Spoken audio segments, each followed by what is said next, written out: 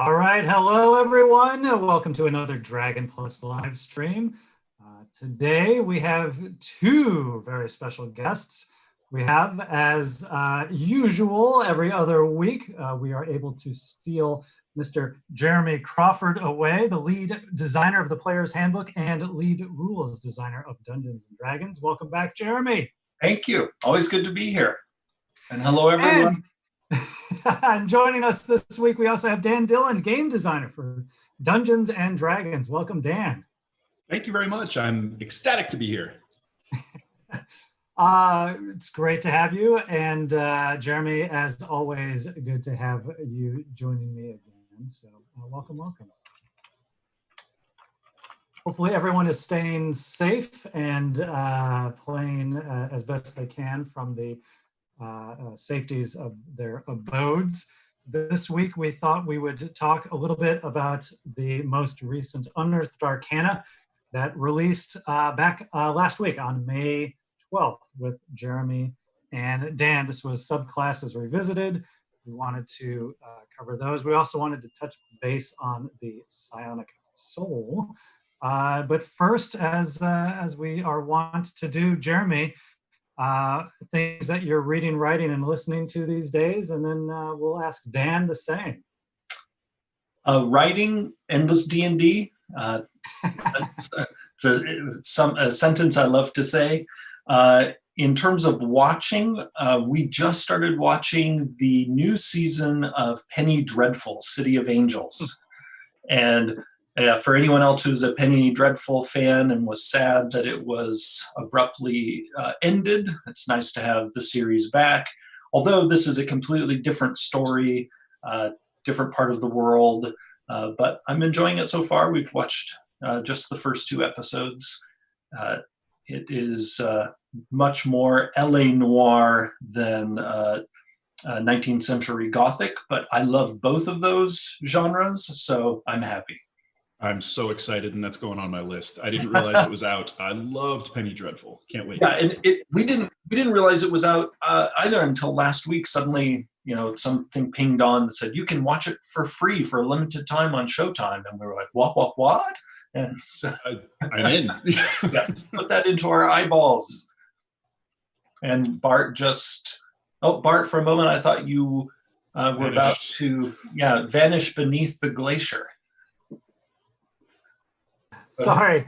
Yes, we have the challenges of live streaming from home. Sometimes the small intruders come into the office here. Goblins. So Bart, we can't. Goblin! Oh, there he is. It's the goblin. Hi, man. It'll take a few minutes. Yes. We, heaven forbid, our download of Fortnite is interrupted even for a moment's notice. So, how dare!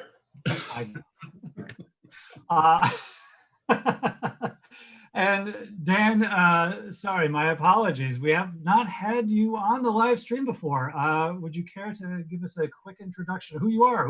What do you do on the team? What are you doing here, Dan? Why are you here, sir? Yeah, sure. Hi, everybody. I'm Dan Dillon, game designer on the D&D team at Wizards of the Coast.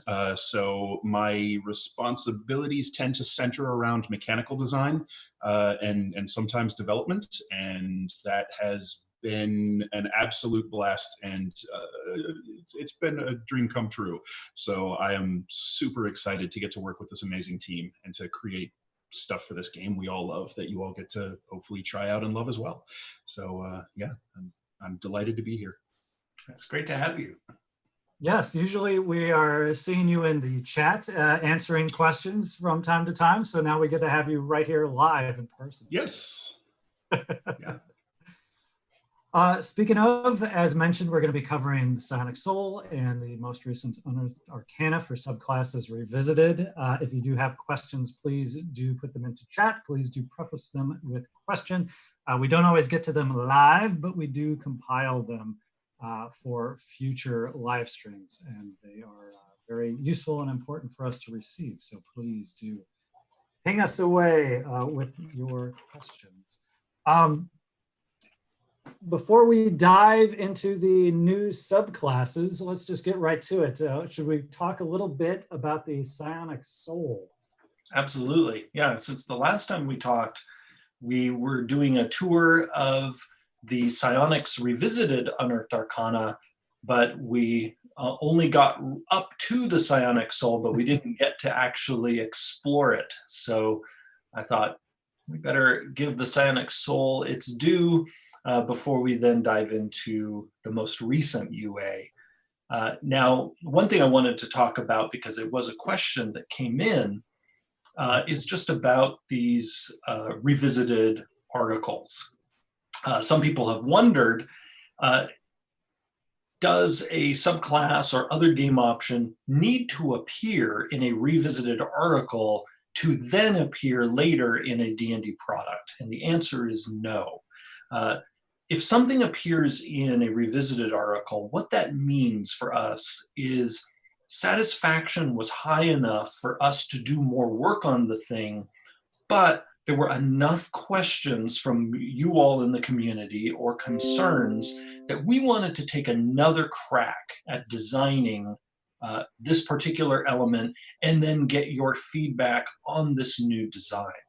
In contrast, we have released things in Unearthed Arcana where the satisfaction levels were so high, and essentially the message from the majority of the community was, keep going, you're doing great. Those things won't reappear usually in Unearthed Arcana because they're essentially just moving right along in our development process. And so actually, most things that have a chance to later appear in a book won't appear in a revisited article. And that's been true for actually quite a few years. If those of you watching were with us on the Xanathar's Guide journey, where we released many different subclasses in Unearthed Arcana, you'll recall that some of those were re-released in a kind of revisited format, but then many of them weren't re-released and ended up appearing in that book. Or similarly, we recently had two subclasses appear, or rather, my sense of time is all tangled up because of the quarantine. But we have some that will be two that will be appearing in the upcoming Theros book, which we've announced. Those two subclasses appeared in Unearthed Arcana, but did not get a sort of revisited treatment. So in summary, revisited means got a thumbs up from the community, but the community was saying, but basically Wizards, maybe take another look, redesign some things. And that's how we got to the Psionics Revisited article and then the Subclasses Revisited article that just came out last week. And Dan and I, as well as Ben Petrosor and Timur Raymond and Wes Schneider, we worked on these revisited articles together, which is another reason you're here with us, Dan, today. Absolutely. And so the Psionic Soul really was born from a subclass, Dan, that we worked on together some months ago. And it was originally called the Aberrant Mind, which we often joked is basically like the mucus subclass. Tentacles and mucus for days and days and days. Yes. And playtest feedback on the Aberrant Mind was actually super positive. We were very gratified to see people really dug it. And the main reason the Psionic Soul appears in the Psionics Revisited Unearthed Arcana is we wanted to explore integrating in the Psionic Talent die, which we were using in the Psi-Knight and the Soul Knife, inside the Aberrant Mind.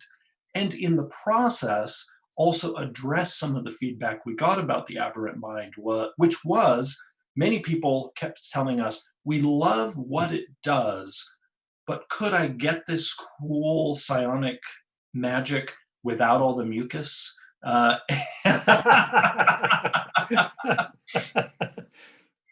And so we really did our best to basically let people have their tentacle cake and eat it too by creating the Psionic Origins table that is in the beginning portion of the Psionic Soul subclass.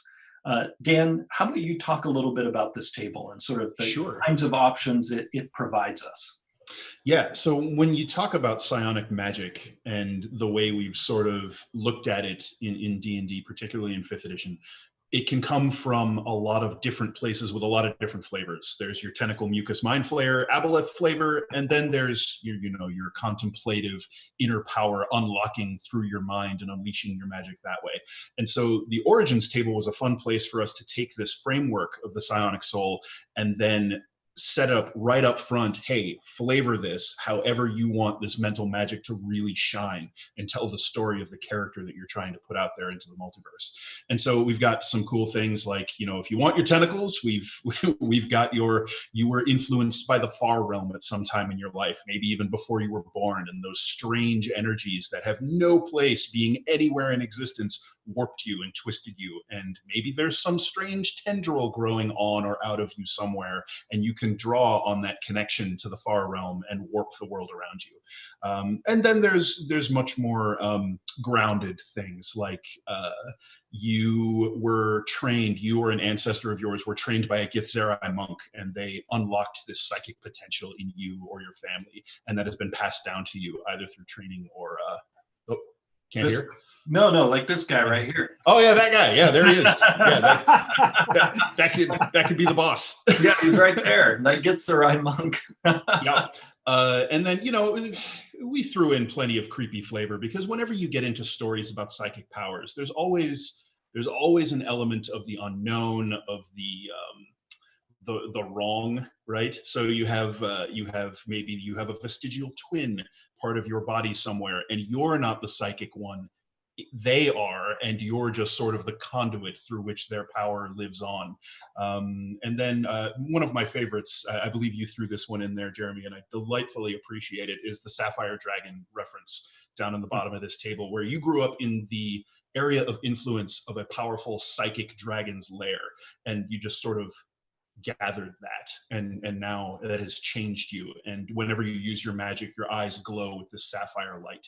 And that's one of my favorite things that we put throughout the Psionic Soul origin table, is the ways that these origins can tweak your magic, either as an effect on you or around you. Like maybe when you use your magic, people nearby get minor nosebleeds or headaches as the psychic pressure builds, or people start to see hallucinatory flashes around you, or imagine any of those psychic phenomena from a movie or a TV show or a story that you've read.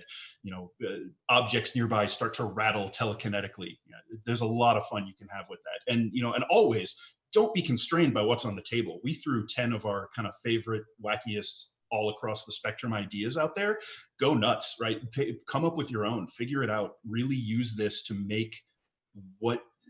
really showcase what makes your Psionic Soul special.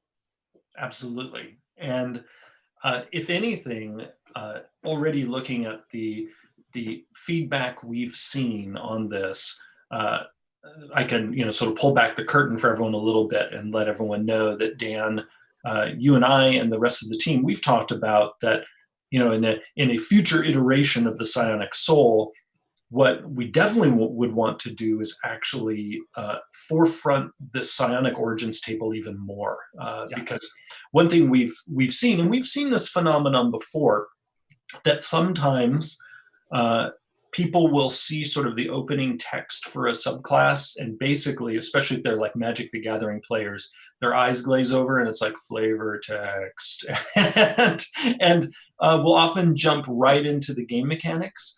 And this bit of really digging into where did your psionic power come from is such an important part of the Psionic Soul's identity that we are likely to move this table into one of the features themselves. And they've even talked about there being some concrete effect related to these or some other origin that you have picked for this character. Because, yeah, as you say, we really want your psionic power as a psionic soul sorcerer to come from a rich story place, and not just sort of be this abstraction. You know, Absolutely. I've just got weird abstract mind powers. No. I mean, like, you have mind powers, that should be telling a story, I think. And that's, I mean, one of my favorite things about the Warlock is how much story is just inherent and baked into the design of that class. I think an origin like this brings a lot of that same building block to the table, and we definitely want to set it up in such a way that it empowers you to really grab a hold of that and use it. Yeah, for sure. Now, let's talk about the psionic talent feature in the Psionic Soul. Now, in the previous episode, we talked about the psionic talent die in general. So today we can zero in on what the Psionic Soul specifically can do with their psionic talent die. And the very first psionic talent option they've got is Psionic Discovery, which is a way for them to just suddenly discover the knowledge of a divination or enchantment spell. Now, some people who really loved the Aberrant Mind have asked us, well, where did the bonus spells go that the Aberrant Mind had? Well, basically, they got replaced by this feature. And if anyone's wondering what our thinking was behind that, we went with this feature because this feature actually gives the sorcerer more flexibility. Rather than having a fixed list of spells that the sorcerer knows, you now have the ability to kind of try to snatch with your psionic ability, you know, out of the ether or somewhere within your own psionic soul, the ability to cast a spell that you couldn't otherwise cast. And you hang on to that ability for a certain amount of time before it then sort of drifts away. You know, you can almost imagine the sorcerer in their mind trying to grasp after it. Oh no, where did it go? And they'll need to actually expend more psionic energy to get that knowledge back. But really the idea was flexibility, and having this person being able to plumb the depths of their psionic abilities to unlock powers they don't normally have. And that's also one of the reasons we lead with this, to show part of what was special about the Psionic Soul is this psionic versatility. Yeah, absolutely. And it's just so intrinsic to telling this sort of story when you're talking about, you know, pushing, digging deep, pulling out this reserve and creating some effect that you couldn't necessarily before. That is such a fun trope of seeing psychic characters exerting and pushing themselves. So I really like the idea of building that into this sorceress origin and also increasing your flexibility in that way. Yeah, absolutely.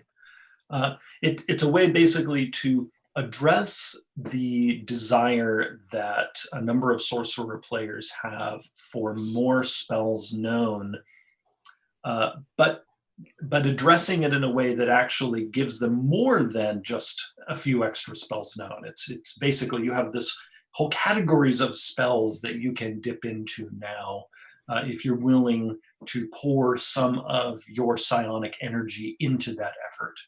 Yeah, I like that it showcases that it takes effort to do this, and also that it doesn't lock us into telling kind of either one distinct story with a set list, or kind of only sort of reach out into multiple possible stories with a sort of broad list. Right. Now, that said, we have thrown around the idea of what if, you know, there were bonus spells associated with those psionic origins on that table that we were just talking about. And you know, that our design process, it's a living process. So who knows where this will end up based on the playtest feedback that we receive. You know, we could even end up with a hybrid approach of some kind, where, you know, you have a few extra spells you always know, and then have the ability to unlock more by, you know, using your psionic talent die. I'm looking forward to seeing how this lands with people. Yeah, likewise. So psychic sorcery, this is a nod to an ability the Aberrant Mind had, which was being able to cast spells without any of the normal components associated with spell casting. This has long been a characteristic of psionic magic use and power use in D&D, so we felt definitely needs to be here. I also enjoyed in this creating this new telepathic speech. One of the things we, again, pulling the curtain aside, one of the things we wanted to do, everyone, was make sure this wasn't just, oh, this is what the great old one warlock can do, but now it's in the sorcerer. We wanted this to actually be a different ability. And so this is a longer lasting connection with a chosen person. And also what's different is it's not a universal translator. This is essentially like you're talking on the telepathic phone with each other. You've got to use languages that you both understand to understand each other. So it is truly a different ability than just I can talk telepathically to anyone who's within a certain radius. Right. Yeah, and it's nice that those differences will help keep that distinction shine between the classes with telepathic abilities that are similar but distinct. Yeah, absolutely. Up at 6th level, then you get to pile some psychic damage onto other damage that you deal. This to me is kind of a no-brainer, pun intended, for this brain-oriented subclass. Although I could see us potentially evolving it to including force damage as well. We'll see. Because that'll let us branch out from the psychic mind strikes to more of a telekinetic thing. Yeah, exactly. That's a lot of fun too. Yeah, and because not only have we on the team talked about wanting to serve both the sort of the telepathic fantasy and the telekinetic fantasy, that the two things often most associated with psychic powers, but that's also feedback we've seen from the community. Mind over body, this really is a piece of the Aberrant Mind that is back now, using psionic talent, but otherwise pretty similar to what we had before. This, ability to give yourself various essentially body modifications and abilities. Again, but this time without necessitating that you shimmer with mucus. You don't have to turn into a freaky mutant to fly and breathe underwater. This is fun because a lot of Psionics fans and people who are into the psychic character trope really love that biofeedback, biocontrol, metabolic manipulation that some psychic Psionic stories tell, and this leans super heavily into that, and it's a lot of fun. Yeah. And I love this stuff. I mean, I as a player love mobility features. And this is true not only in D&D, but also when I'm playing other games. I play quite a few video games and whatnot. I don't know what it is. I always find it especially fun when you basically get to cheat the game's physics in some way, like I can get over there faster, or the whatever's between here and there is not going to give me trouble, or suddenly because of this magical ability, while most things are moving in 2 dimensions, I can now move in 3. I always find that a hoot. You almost you feel like you're cheating a little bit. And the ability to squeeze through 1-inch spaces, it's so wacky. And it really sings to me of that old, I love the Complete Psionics Handbook from 2nd edition. As out there as that book was, it was one of my earliest 2E grabs. And I really latched on to some of the images in there. And one of them is that illustration of the fellow whose arm is stretching kind of across the street to lift a weapon out of a guard's sheath. And this really evokes that to me. So that's a lot of fun. Well, and this, I would say, in this feature is the piece that is most a remnant of the Aberrant Mind, because it also reminds me of the horrific character in the X-Files who could squeeze in narrow spaces and at one point ends up inside a porta potty, down in the murk looking. Oh no. That is like one of the most horrifying images I have ever seen in a TV show. And that guy could squeeze through pipes and whatnot. Or from the first X-Men movie when the congressman is mutated by the machine and just kind of slips his head through the bars. Yes. Yeah. So the capstone for our friend the Psionic Soul is basically, I have a radiate psionic power outward and can mess people up both with damage and also slowing them down. And again, we felt that to fully represent the type of psionic character the Psionic Soul is meant to represent, we needed this kind of, just my mind is radiating power, watch out. Yep, this is Carrie pushed to her breaking limit, right? This is, Yes. Everything around you being flung around telekinetically, hovering with rage in your eyes. One of the things it reminds me of that I love is one of my favorite video games, StarCraft, had characters called Templars, and they could create a psi storm, this area damage sort of psychic, destruction. And this makes me think of that, which is, it warms my heart.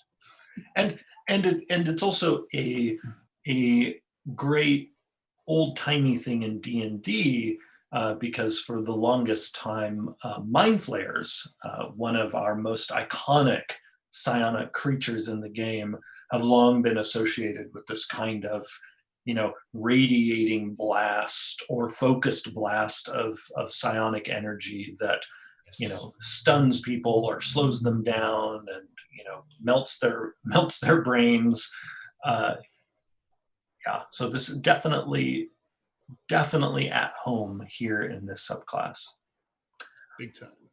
I agree. Dan, you mentioned the second edition Psionic Handbook being sort of a visual introduction to it. Jeremy, that's my introduction to Psionics, was that first edition monster manual, Mind Flayer. Mm-hmm. And that was, that's what's psionic.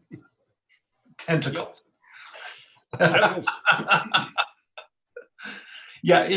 There are definitely examples of benevolent psychic characters and creatures, not only in D&D but also in popular fiction. You think of a character like Professor X in the X-Men.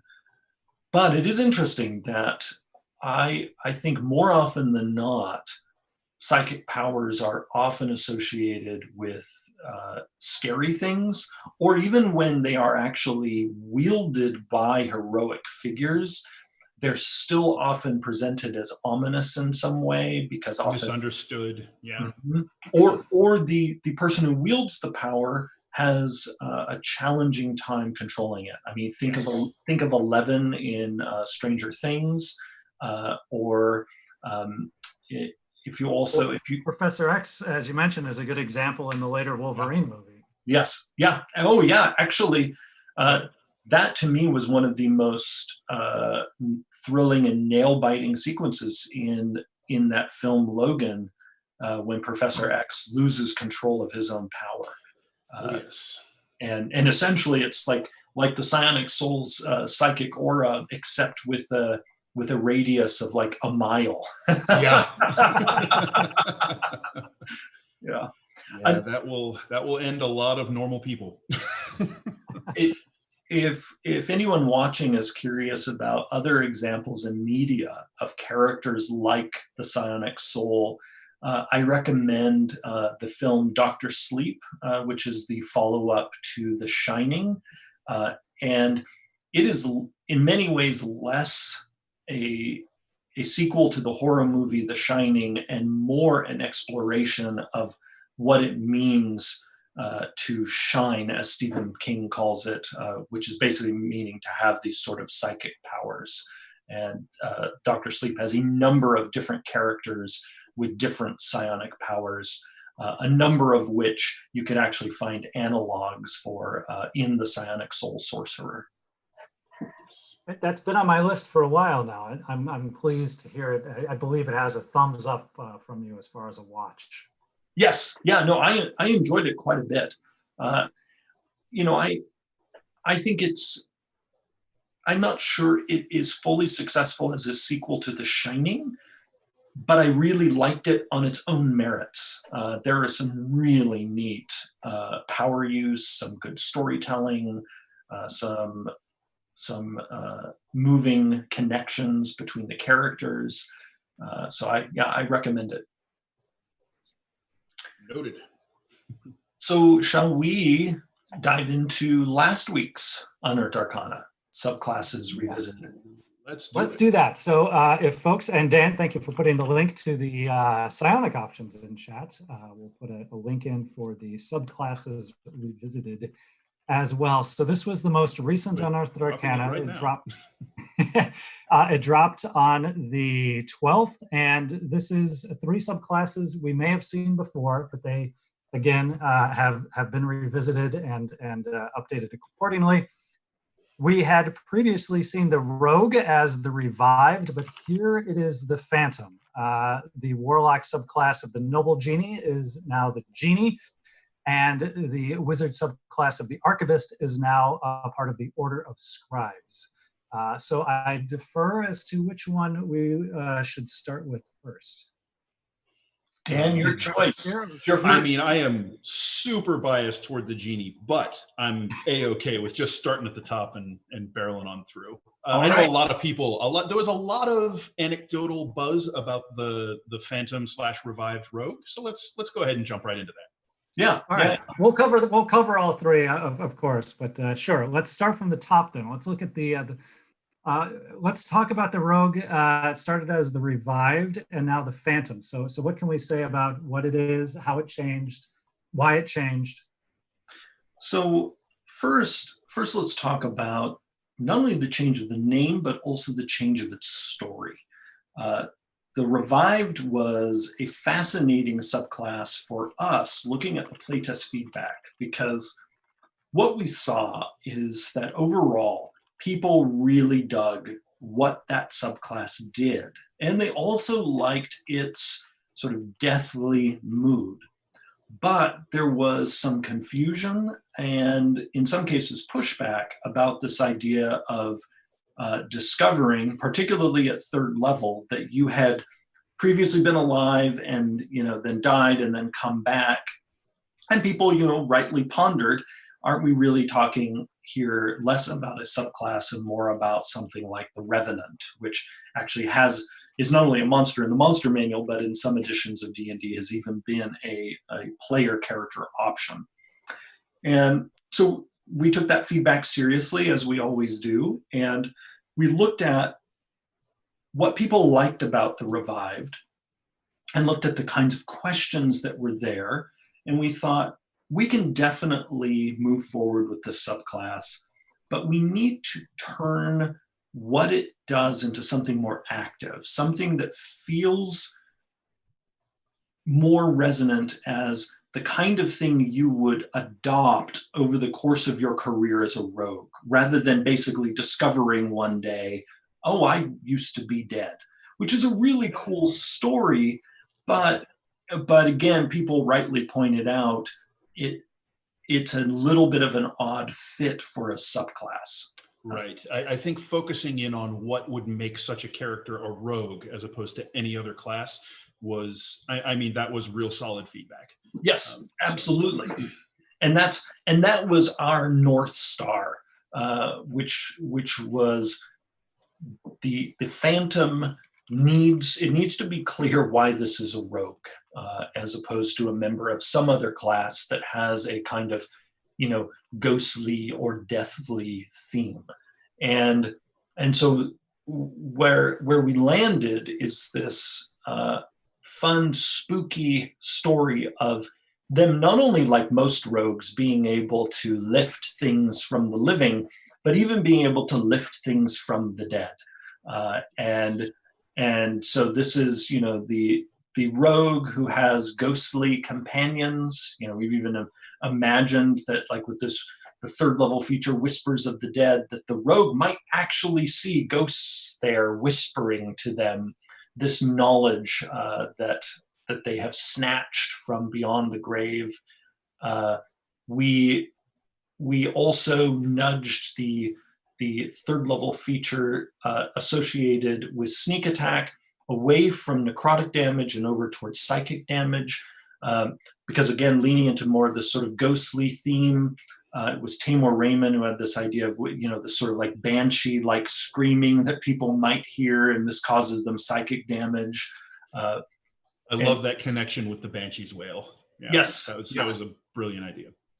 Which we then echoed, pun intended, in the 17th level feature Death Knell. But I have to say, my personal favorite of the features that we did for this revamp of the Revived, now the Phantom, is the feature Tokens of the Departed. Because this is us showing, this is why this is a rogue subclass, because you are literally stealing stuff from the dead, and then you have this sort of neat thing of like, coins or whatever the tokens are you have from the dead, and then you have to decide, am I going to hang on to them and then at some point ask a question of the departed soul, knowing that when I ask that question, then I lose that token? Or do I want to hang on to it indefinitely so that I gain the advantage on all my death saving throws and on my constitution saving throws? And by the way, Dan, I don't know if you saw this reading feedback online, but I noticed actually quite a few people missed that if you hang on to the token, you have advantage on all your death saving throws and all your constitution saving throws. I saw feedback. I've absolutely noticed that, and I'm already thinking, all right, we might need to put inline subheads to help call that out. Exactly. Yeah. One other thing I noticed on feedback, if we can talk a little bit about the anecdotal stuff that was interesting to me, is people took this to mean that you had captured that creature's soul. And now you have it bound in this token. So the soul is not free to be resurrected, so that perhaps you could trade it for a soul coin or as a soul coin if you were say playing Descent into Avernus. That is not the case. You do not have that creature's entire soul in a doodad that you popped out of the air. Yes. Just it's a sliver, sort of like the way you speak with dead with the spell. Mm-hmm. Exactly. And I'm glad you bring it up, because this is also a chance for us verbally here, and then potentially in the future text of this, to make it totally clear that a feature, if it has an effect on another feature in the game, it will tell you so. So if we had intended for this to foil Raise Dead or Revivify, this feature would tell you that. We don't design any of the features in the game to sort of fool you. If you read between the lines, you'll figure out we actually meant to foil Resurrection. No, if we mean to foil Resurrection, we will say it foils Resurrection. Yeah, we are never trying to trick you. Yes. Now, there are cases, of course, where sometimes we will forget to say something. And so this is why playtest feedback is so valuable, because it helps us realize our own blind spots and figure out places where we need to be clearer. We need to be more explicit.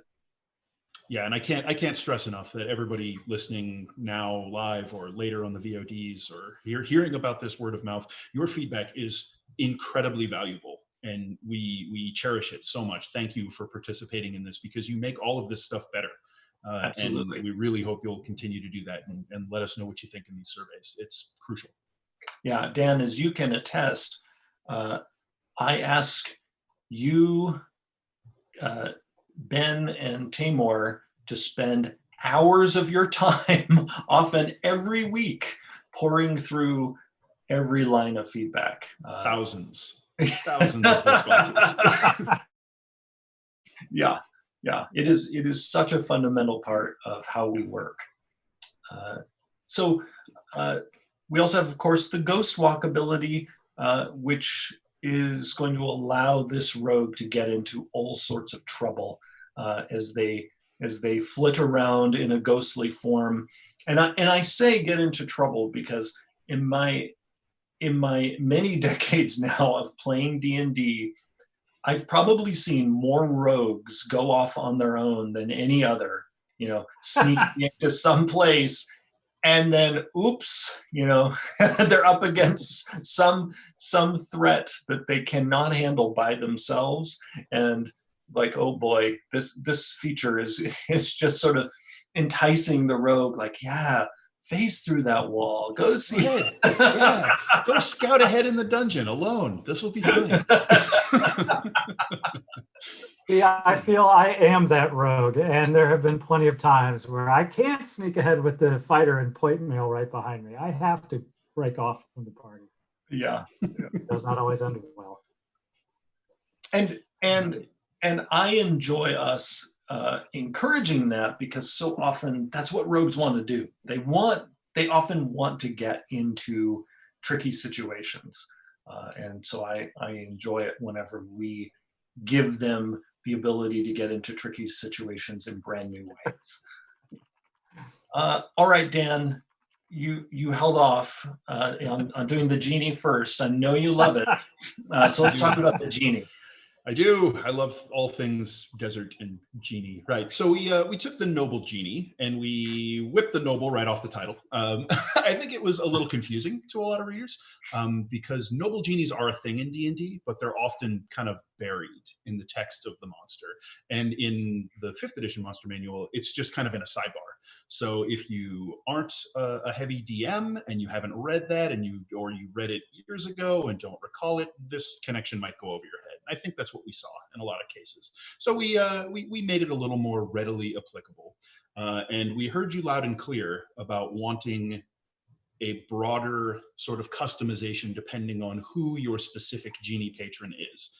And we jumped right into that. We also made it less of a, the original one was very focused on binding yourself to one other creature. And we kind of got away from that, but we loved the idea of the vessel, right? The genie giving you a lamp or a bottle or a lantern or a ring, like in the 1001 Tales that conjured genies back in those classic stories. So we really wanted to showcase that. Do we want to just take these a feature at a time, or? Yeah, I mean, I think you just covered the expanded spell list, and then in the genie's vessel, where. And I think it's worth saying that in the genie expanded spell list, it follows the same overall pattern of every other warlock expanded spell list, which is 2 new spells added to your spell list that you can choose from when you learn a spell per spell level. But one of those spells is general to all genie warlocks. The other one is locked to which type of genie you have made a pact with. So you're going to find elemental flavor. You'll find a little bit of story flavor, depending on what those genies are known for. Yeah, and those lists were fun to go over. As we wanted to make sure these were the right ones for these kinds of genies. And I think we would be remiss if we didn't point out that this is also unique in that it adds a 9th level spell, which other Warlock expanded spell lists do not. And that gives you the wish spell, because there is nothing in mythology more iconic than genies granting wishes. I think. Yeah. There it is. Wish is now available for your genie Warlock to choose as their 9th level Mystic Arcanum. And we also wanted to make sure that even if you decide not to learn Wish, that you still have some of that wishy flavor, and so that's where we got limited Wish. So we can actually now bounce to the end of the subclass, where you get to replicate the effect of any spell of your choice that's 6th level or lower. And this is so potent that we then put in this, and you can't use it again for 1d4 long rests. And I look forward to seeing the playtest feedback on that. I like this because, again, this random sort of recharge allowed us to be generous here, but it also I like the feel given genie folklore that. Sure, you get to make this limited wish, but also you don't have total control of this, like, because part of genie folklore is you as the person who is wishing are relying on this other entity to provide. And so it's sort of like, after you've made this wish, you'll see when when you are going to be permitted to wish in this way again. Right. And I'm very interested to see the feedback on this, because it is a little different for feature recharges, but not unheard of. For instance, the Cleric's Divine Intervention, once you successfully use that, that's locked out for a week. Yeah. And then other things like mostly living in spells. Like, I think the direct sort of ancestor of this recharge is actually the wish spell itself. When you use it to do something that isn't just replicating a spell, then you're weakened for a number of days, and it takes you that many long rests to get yourself back up to full. There's that, and then say like Raise Dead, which gives you a -4 penalty to everything that slowly ticks off as you take long rests. So this sort of thing has precedent in the game already, and it's an interesting way to play with it here, as you said, so we could be more generous with something called Limited Wish. Yeah. But before they get there, they get to take rests inside their vessel. Because what's phenomenal cosmic power without some itty-bitty living space? That's right. And so, after seeing the feedback on the previous version of this subclass, we decided, we want to keep this vessel, but rather than it being about binding other people to you or sending other people to visit your patron, instead it could be you almost become like a genie yourself and can pop into your own lamp or ring or whatever it is, and take naps in there. But again, this also has the potential for delightful shenanigans. Absolutely. Spying, your group, planting your vessel with you in it somewhere, and then after the guards leave, you pop out. This is the kind of feature I love, and I look forward to seeing what crazy things people use it for in their campaigns. A couple of my favorite things here is the space in there is pretty generous, right? 20-foot cylinder. So you can use this as storage if it's something that you want to hide, or something heavy perhaps that you want to carry but not carry, and you don't mind risking it exploding everywhere if your bottle gets smashed, but but you can just pop in there, leave it in your vessel, and come back out without it, and it's a mobile storage room. You can only access it once per day, so hopefully it's not something you need regularly or at a moment's notice, but there's a lot of potential there. And then plus the fact that you can hear what's happening out around your bottle while you're in it, that is just, I can't wait to hear how people use that feature. Like the rogue sneaks in and plants the ring somewhere so they can listen to the evil Duke making his plans because the warlock is inside it.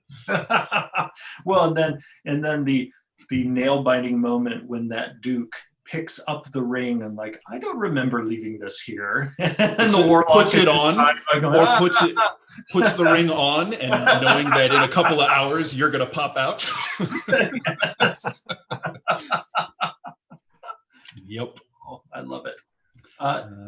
This feature, of course, also has Genie's Wrath, which allows you to flavor your damage with a damage type associated with your patron, and deal a little bit more damage in the process. A little bit of a damage kicker, so that way this feature has some versatility. It's not purely out of combat utility, not purely damage dealing.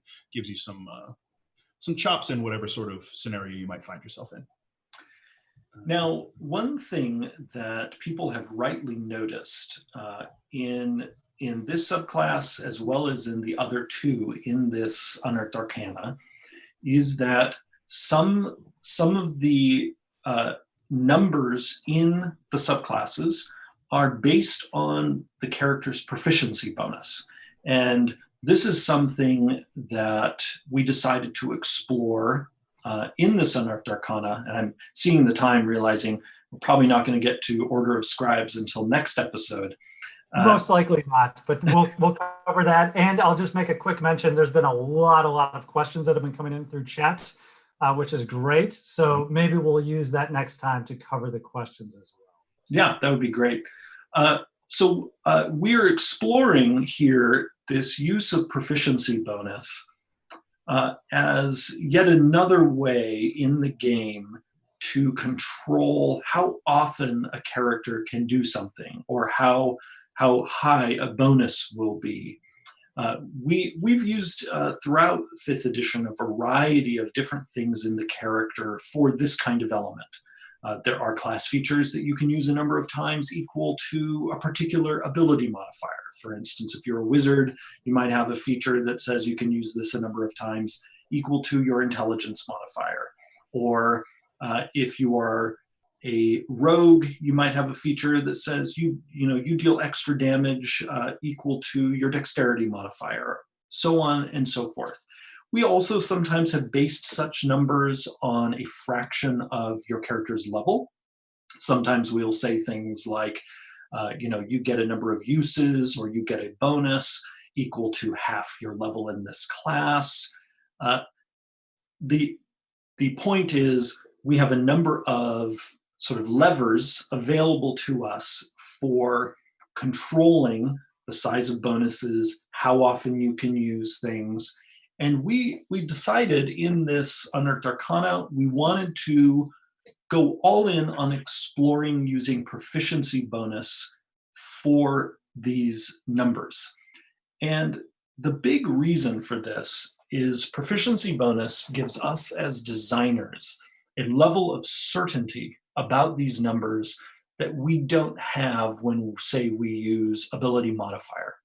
When we say you can use ability X a number of times equal to your intelligence modifier, we as designers don't know what your intelligence modifier is. So we always have to guess. And we have expectations for where your character's relevant ability modifier is based on your expected level. But the best models that we can create still will never know 100% what your ability modifier is at that level. Also, anytime that we pick ability modifier, especially if it's not your character's primary ability, we are also putting pressure on your character creation choices. This can be a fun part of character creation, but it can also complicate things. And there are times when we want a number that is more predictable, still represents your character's progression and power, and so proficiency bonus gives us those things. It's predictable, it's tied to your character's power progression, it feels right, because we already use it in the game to represent, hey, this thing you do over and over and again, you're getting better at it. It also, its tempo of progression over the course of your character's career also is very nice for some of these abilities. And that tempo allows us in many cases to be generous with the abilities. Because sometimes, and this is one of those behind the curtain insights, sometimes we actually have to be more conservative about things that are tied to ability modifier, because even though your particular character might actually have a really low modifier in that particular ability, there could be somebody else who has, like, they have an 18 in that ability, and and they might have had it since first level, because particularly if they used the option to roll dice to determine their ability scores, they might right out the gate, bam, have 4 uses of that thing, or have a bonus equal to +4. And so we have to design features that use ability modifier with that possibility in mind. Proficiency bonus allows us, again, to know exactly what that bonus is going to be, and we also know confidently it's going to get better, and it's going to get better at predictable points in your character's career. As a writing aside, I also am hoping that this approach ends up resonating with people, because I love also not having to write minimum of 1 or because the other thing is The other thing is, because we don't know what your character's ability modifier is, your ability modifier could be negative, which is why we have to put in those parentheticals that say minimum of 1, minimum of +1, minimum of 1 use, that kind of thing. None of that is required if you use proficiency bonus. Now, there are also some side benefits. People have asked us, and I don't have chat open, so I don't know what people are asking now, but I wouldn't be surprised if someone has said, what about multiclassing? So we are not exploring this in the interest of serving multiclassing. However, we are aware, and we're aware when we release this, that it provides a side benefit to multiclassing, because it makes it so that you have to fiddle with your ability scores less to manage your different classes as a multi-class character. So we see that as a sort of fringe benefit of this approach, is that it also smooths things out for multi-class characters, which is something, by the way, we already do in certain parts of the game. For instance, cantrips in the game advance based on your character level, not your level in a particular class, and that's intentional. And here, we know that, yep, if you multi-class, your proficiency bonus is going up, based on your character level. And because of the rate of advancement of the proficiency bonus, we are comfortable with that for multi-class characters who would use subclasses like the ones in this article. There's more. There's more. I think that hits the broad strokes of it. Yeah. I was going to say there's more we could say, but as I saw us edging toward 2 o'clock, I thought, oh, we better talk about the proficiency bonus, because I know there's a lot of fascination in that change here, and this, by the way, was an organic development. This was we did it just as a natural part of our design in 1 or 2 features in this Subclasses Revisited. And then suddenly there was that sort of, and Dan, you probably remember it, there was one of our design stand-ups where it's like, wait, why don't we do it in all of them? and that is one of the fun things about sort of how organic our design process is, and also the discoveries we can make sometimes as we are responding to playtest feedback. Yeah, it's really interesting how much cleaner a lot of the wording gets when you're using that instead of having to guess what the reuse rate is going to be on those using ability modifier. So it's interesting. I'm really looking forward to seeing how people dig it. Yeah, same here. Do we want to just real quick hit Elemental Gift and Sanctuary Vessel before we wrap up? If Bart allows us. Oh, sure. Is that doable? We'll cut over to the next live stream as in a moment's notice. But yes, please do. All right. So 6th level Elemental Gift, you start to take on some resilience based on whatever kind of genie you've made a pact with. So you gain a resistance to a certain type of damage. And also you can pull that swirly elemental leg genie trick where you can give yourself a flying speed of 30 feet for 10 minutes at a time, your proficiency bonus times per day. So you can pull a little bit of a genie trick here once you hit 6th level.